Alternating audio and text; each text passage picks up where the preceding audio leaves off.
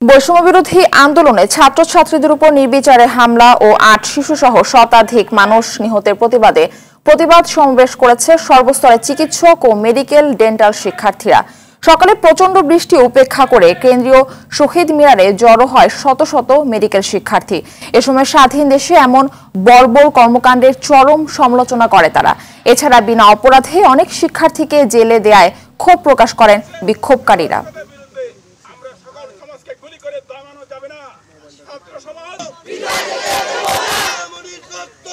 আমি আমার চিকিৎসক সমাজ এবং উপস্থিত সবাইকে সামনে নিয়ে জাতির উদ্দেশ্যে বলতে চাই, ন্যায় এবং যুক্তির পথে আমরা থাকব। এই মুহূর্তে কেন্দ্রীয় শহীদ মিনার থেকে সরাসরি যুক্ত হচ্ছেন সহকর্মী সুমন তানভীর। তানভীর, কি অবস্থা দেখছেন সেখানকার, জানাবেন।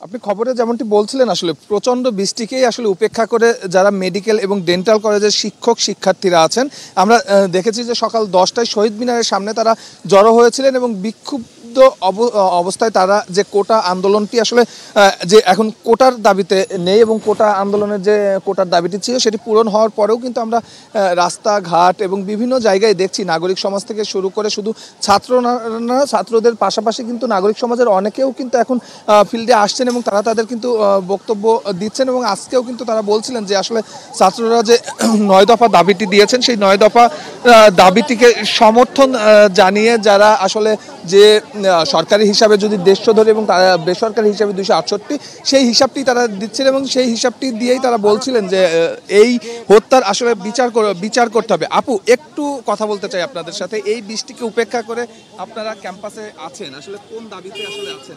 আমরা আমার ভাইয়ের হত্যার বিচারের জন্য এখানে আজকে এসেছি। নির্বিচারে যে এতগুলো বাচ্চা, এতগুলো স্টুডেন্ট, এত জনসাধারণকে মারা হয়েছে, এটার তো কোনো বিচার এখনো হচ্ছে না। আজ পর্যন্ত যারা এখনো রাজপথে আছে শুধুমাত্র বিচারের জন্য, কিন্তু বিচার তো হচ্ছে না। এই সেই বলে খালি চালানো হচ্ছে, এই রাজনৈতিক ইস্যুস বের করা হচ্ছে একটার পর একটা। আসলে তো কোটা আন্দোলন কোনো রাজনৈতিক আন্দোলন ছিল না, পরবর্তীতে সেটাকে জড়ানো হয়েছে, আস্তে আস্তে জড়ানো দেখানো হচ্ছে। আসলে তো তা না। কবে বিচার হবে সেটার জন্য আন্দোলন আমাদের, তার জন্য আজকে আমরা রাস্তায় বৃষ্টিতে বিচার। একটু ভাইয়া আপনার কাছে জানতে চাবো, আপনারা তো বিভিন্ন জায়গায় ইন্টার্ন চিকিৎসক হিসাবে কাজ করেন, আপনারা আসলে রাজপথে আসলে চিকিৎসারও একটা ক্ষতি হয়, সেই জায়গাটুকু কিভাবে সমন্বয় করছেন আর কতদিন রাজপথে থাকবে? জি, আসলে এটা তো দেশের যে অবস্থাটা আসলে এখন চলছে, ঠিক আছে, যে সবকিছুই ব্যাহত হচ্ছে আসলে। তো আমরা সবাই যে একদম রাজপথে এসেছি তাও না। এখান থেকে কিছু মানুষ হচ্ছে হসপিটালে আছে, তারা মানুষের চিকিৎসা সেবা নিশ্চিত করছে, এবং কিছু মানুষ আমাদেরই প্রতিনিধি হয়ে, প্রত্যেকটি ব্যাচ থেকে কিছু কিছু প্রতিনিধি হয়ে তারা এখানে অবস্থান করতেছে। এভাবে চিকিৎসাটাও সুরক্ষিত থাকতেছে এবং আন্দোলনটাও একই সাথে। কতদিন থাকতেছে? কতদিন আমরা থাকবো সেটা তো এখন পর্যন্ত আসলে নিশ্চিত না, যতদিন না পর্যন্ত আমাদের এই সুষ্ঠু বিচার হচ্ছে, আমাদের হত্যার যে আমাদের ভাইদের, যে ভাইগুলো মারা গেছে তাদের সুষ্ঠু বিচার হচ্ছে, এমনকি ছোট ছোট বাচ্চারা যারা মারা গেছে সেটারও এখন পর্যন্ত কোনো তদন্ত কমিটি গঠন করা হয়নি। সেটার যতদিন না পর্যন্ত তদন্ত কমিটি গঠন করে এবং সুষ্ঠু বিচার হচ্ছে ততদিন পর্যন্ত আমরা থাকবো ইনশাল্লাহ।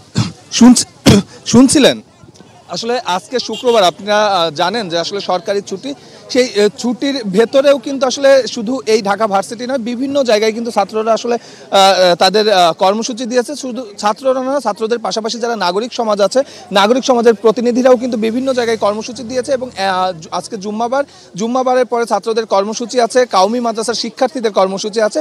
সব কিছু মিলিয়ে কিন্তু আসলে আন্দোলনে মাঠের পরিবেশ এখন পর্যন্ত খুবই উত্তপ্ত এবং পুলিশ যারা আছে তাদেরকে কিন্তু আমরা দেখছি যে নমনীয় আচরণ এই এখনকার যে আন্দোলনগুলো হচ্ছে সেখানে তাদের করতে দেখা যায়। একটার পরে অর্থাৎ জুম্মার পরে তাদের আচরণ কেমন হয়, ছাত্র সমাবেশ কিংবা নাগরিক সমাজের আসলে উপস্থিতি কেমন হয় সেটিও নিশ্চয়ই আপনার মাধ্যমে দর্শকদের আমরা জানাতে পারবো।